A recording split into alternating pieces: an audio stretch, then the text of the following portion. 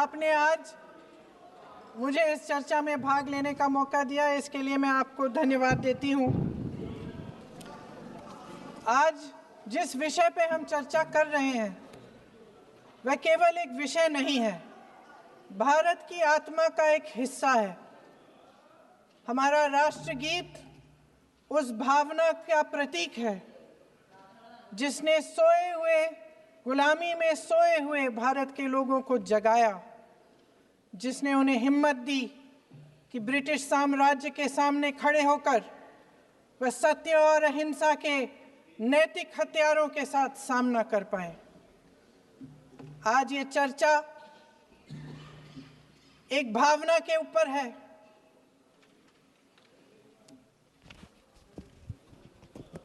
और जब हम वंदे मातरम का नाम लेते हैं तो वही भावना हमारे दिल में उजागर होती है।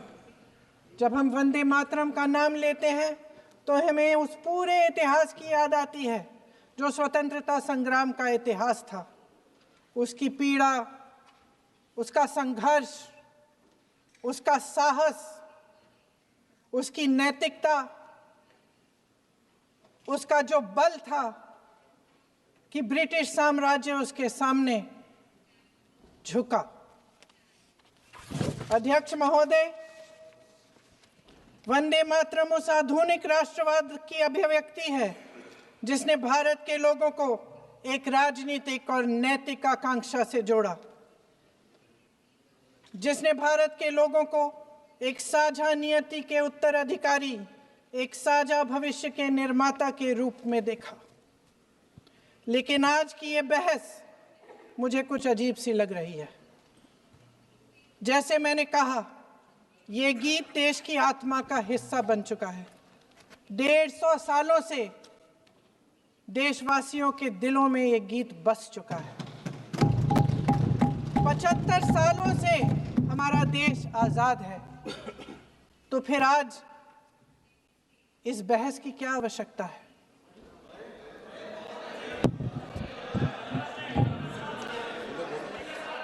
हमारा यहाँ मकसद क्या है?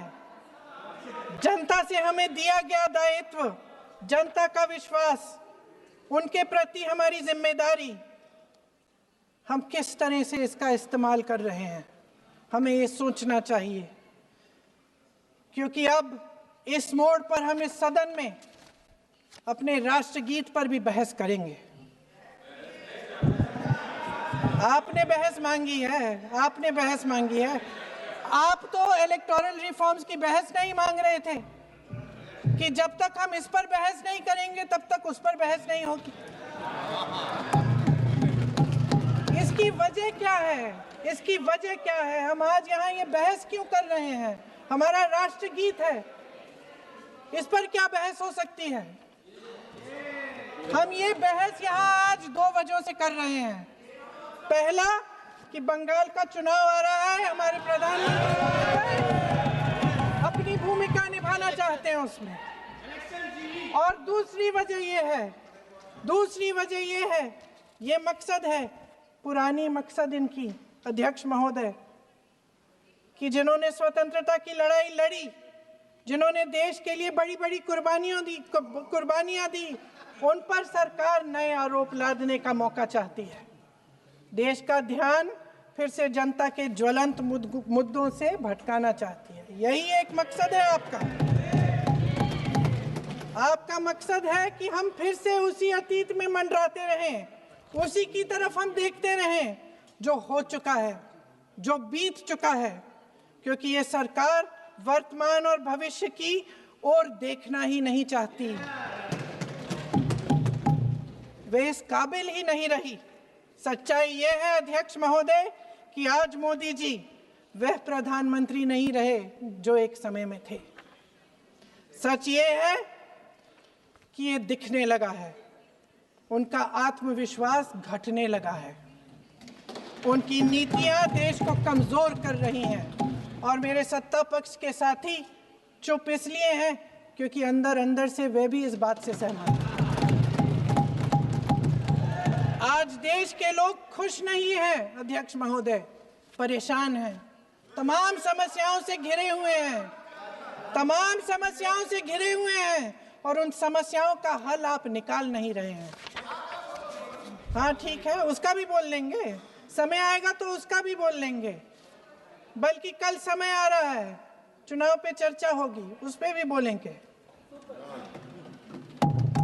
अध्यक्ष महोदय, इनके भी अपने लोग दबी जबान में कहने लगे हैं कि सारी सत्ता को केंद्रित करने से देश का नुकसान हो रहा है। इस बीच अगर हम अतीत की बातें नहीं करेंगे तो कौन सी बातें करेंगे? ये किसी और बात के काबिल ही नहीं है, सिर्फ ध्यान भटकाना है जनता का। इसलिए आज हम वंदे मातरम पर चर्चा कर रहे हैं। वंदे मातरम देश के कण कण में जीवित है, इस पर बहस नहीं हो सकती। लेकिन चलिए, आपने बहस मांगी, आप बहस करना चाहते हैं, बहस करते हैं। भारतीय जनता पार्टी की रचना हुई तब से हमारी तो पार्टी की रचना ही सांस्कृतिक राष्ट्रवाद और ये देश अपने मूल संस्कृति के आधार पर, मूल विचारों के आधार पर चलना चाहिए, पाश्चात्य संस्कृति के आधार पर नहीं चलना चाहिए। इसीलिए हमारी पार्टी की स्थापना थी। मान्यवर, इस संसद में वंदे मातरम के गान को बंद करा दिया है। अब फिर से खड़े हो जाएंगे कि नहीं नहीं नहीं, आप गलत बोल रहे हो, मगर इस रिकॉर्ड है मान्यवर महोदय। 1992 में भाजपा सांसद श्री राम नाईक ने एक शॉर्ट ड्यूरेशन डिस्कशन के माध्यम से वंदे मातरम को संसद में फिर से गाने की शुरुआत करने के लिए एक मुद्दा उठाया और उस वक्त प्रतिपक्ष के नेता लाल कृष्ण आडवाणी जी ने बहुत प्रमुखता के साथ लोकसभा के स्पीकर को कहा कि इस महान सदन के अंदर वंदे मातरम का गान होना चाहिए, क्योंकि संविधान सभा ने इसको स्वीकारा है। और फिर लोकसभा ने सर्वानुमत से 1992 में वंदे मातरम के गान की शुरुआत की। मान्यवर, हम जब वंदे मातरम की गान की शुरुआत कर रहे थे, उस वक्त भी मैं नाम देना नहीं चाहता, वरना औचित्य के सवाल उठाएंगे, कुछ टेक्निकल मुद्दे उठाएंगे, मगर इंडी अलायंस के ढेर सारे लोगों ने, मेरे पास नाम की सूची है, इनको आपत्ति नहीं हो तो मैं पढ़ सकता हूं, ढेर सारे लोगों ने कहा था कि हम वंदे मातरम नहीं गाएंगे, ना बोल दिया। और मैंने मेरी आंख से देखा है, कई सारे सदस्य वंदे मातरम होता है तो वंदे मातरम के गान के पहले संसद में बैठे होते हैं तो भी खड़े होकर बाहर चले जाते हैं। मैं आपको विश्वास से कह सकता हूं मान्यवर, ये कह रहे हैं कि कांग्रेस पार्टी पर झूठे आरोप लगाए। मैं विश्वास से कह रहा हूं, भारतीय जनता पार्टी का एक भी सदस्य वंदे मातरम के गान के वक्त सम्मान के साथ खड़ा न हो, ऐसा हो ही नहीं सकता, क्योंकि वंदे मातरम के गान के प्रति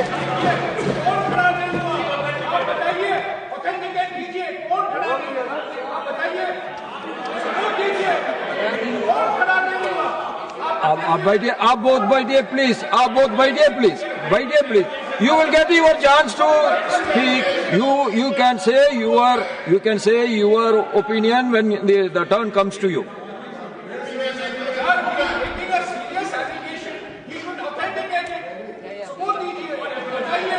मान्यवर, अरे सुनो तो, बोल क्या करते हो भैया, मुझे सुनो तो।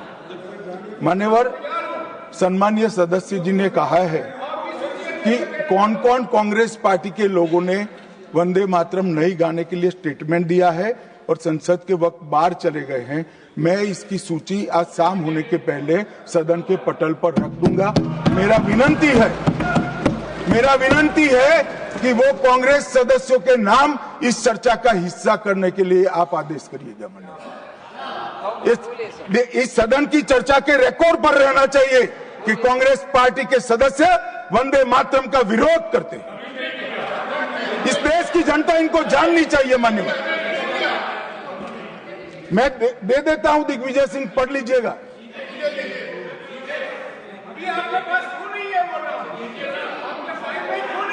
मान्यवर, मान्यवर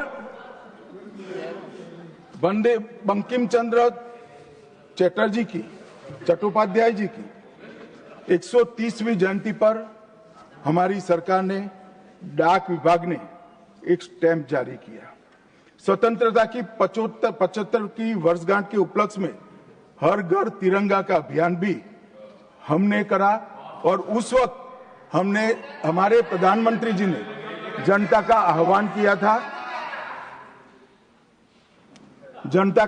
किया था कि तिरंगा फहराते वक्त वंदे मातरम बोलना नहीं भूलना चाहिए।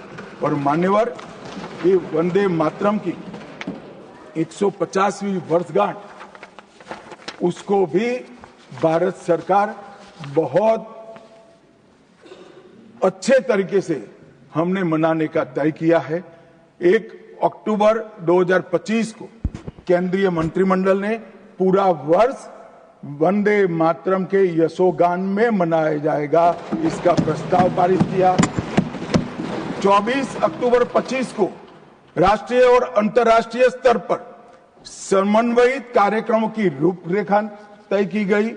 माननीय प्रधानमंत्री जी ने भारत माता को पुष्पांजलि देकर 7 नवंबर 25 को नई दिल्ली में ये वर्ष का शुभारंभ किया। उसका चरण 1 नवंबर में हो चुका है, चरण 2 जनवरी 26 में होगा, चरण 3 अगस्त 26 में होगा और चरण 4 नवंबर 26 में होगा। स्मारक डाक टिकट का वो भी हम जारी कर चुके हैं, सिक्का भी जारी कर चुके हैं। वंदे मातरम नाद एकम रूप अनेकम ऐसे शीर्षक से 75 वादकों द्वारा विशेष सांस्कृतिक प्रस्तुतिकरण की रचना भी हो चुकी है और सुबह 10 बजे उस दिन 7 नवंबर को देश भर में सामूहिक वंदे मातरम का गान भी भारत सरकार के आह्वान पर देश की जनता ने किया। मान्यवर, वंदे मातरम के 150 वर्ष इसकी डॉक्यूमेंट्री और प्रदर्शनी बनाई गई है हर जिला सेंटर पर और हो सके तो तहसील सेंटर पर उसको दिखाया जाएगा। डिजिटल मोड पर करोड़ों लोगों को वो प्रदर्शनी भी भेजी जाएगी। ऑल इंडिया रेडियो, दूरदर्शन और FM चैनलों पर विशेष कार्यक्रमों को प्रसारित करने का हमने आयोजन किया है। प्रेस सूचना ब्यूरो द्वारा टायर T2 और टायर 3 शहरों में चर्चा सभाएं का आयोजन होने वाला है। सभी भारतीय दूतावासों में वंदे मातरम आधारित सांस्कृतिक संध्याएं आयोजित होने वाली है। Vande Mataram salute to mother earth के तहत वृक्षारोपण अभियान चालू है। हाईवे पर देशभक्ति आधारित वंदे मातरम के इतिहास को दर्शाते हुए भित्ति चित्र भी हम रखने वाले हैं। रेलवे स्टेशन और हवाई अड्डों पर LED डिस्प्ले के माध्यम से सार्वजनिक घोषणा भी होगी और वंदे मातरम और बंकिम चंद्र चट्टोपाध्याय जी पर 25 लघु फिल्में 1-1 मिनट की बनाने का भी हमने शुरुआत कर लिया है। मान्यवर, देश के प्रधानमंत्री जी ने लाल किले से अमृत काल के लिए पंच प्रण की घोषणा की थी। इसमें एक, जब देश आजादी की शताब्दी मनाता हो उस वक्त विकसित भारत का लक्ष्य हमने तय करना है। गुलामी की हर मानसिकता से मुक्ति प्राप्त करनी है। अपनी विरासत पर गर्व लेना है। देश की एकता और एकजुटता और अखंडितता को हमें संभाल कर रखना है और नागरिकों में कर्तव्य की भावना को हमें आगे बढ़ाना है। मान्यवर, जब देश के आजादी के 75 साल हुए, कोरोना काल होने के बावजूद 2 साल तक पूरे देश के हर गांव में आजादी के अमृत महोत्सव को मनाया गया। अमृत महोत्सव के माध्यम से इस देश की युवा पीढ़ी को हमारी 1857 से 1947 तक की पूरी आजादी के संघर्ष को हमारे युवाओं को परिचित कराया। कई नामी, कई अनामी, जिनके नाम भी इतिहास में दर्ज नहीं हुए, ऐसे स्वतंत्रता संग्राम के नायकों को ढूंढकर उनके स्मारक बनाए गए, देश भर में कई कार्यक्रम हुए और देशभक्ति का एक नया ज्वार खड़ा करने का प्रयास आजादी के बाद पहली बार 75 साल जब मनाए गए तब हुआ।